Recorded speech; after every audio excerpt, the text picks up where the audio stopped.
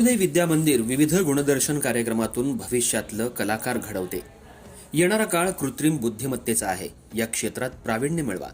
गेली 15 वर्ष संजयनगर आणि परिसरातले बहुजन समाजातल्या मुलांना शिकवणाऱ्या विना अनुदानित शाळेतून इलाही बारुदवाले यांनी उत्कृष्ट निकालातून विद्यार्थ्यांचा सर्वांगीण विकास केलाय.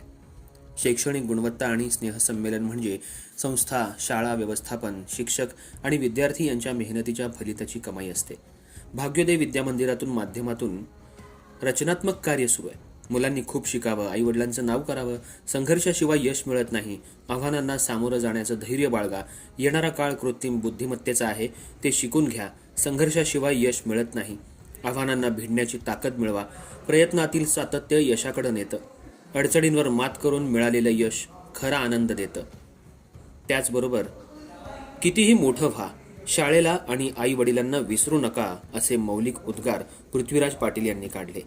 भाग्योदय विद्या मंदिराच्या डेक्कन हॉलमध्ये आयोजित स्नेहसंमेलनात प्रमुख पाहुणे म्हणून ते बोलत होते.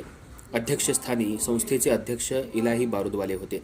स्नेहसंमेलन म्हणजे विद्यार्थ्यांचा उत्सव असतो.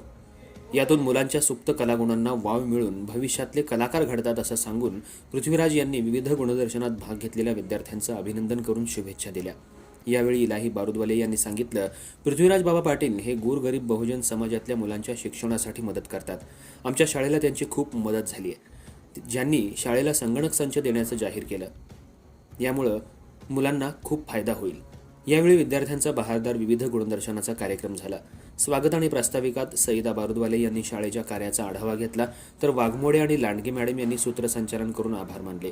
यावेळी हनुमान साबळे, सिकंदर बावा, बसवराज चांद कवठे, ज्ञानू डोंबाळे, राजाराम जाधव, इम्रान, समीर आणि अमीर बारुदवाले, स्कूल कमिटी सदस्य, पालक, विद्यार्थी मोठ्या संख्येनं उपस्थित होते.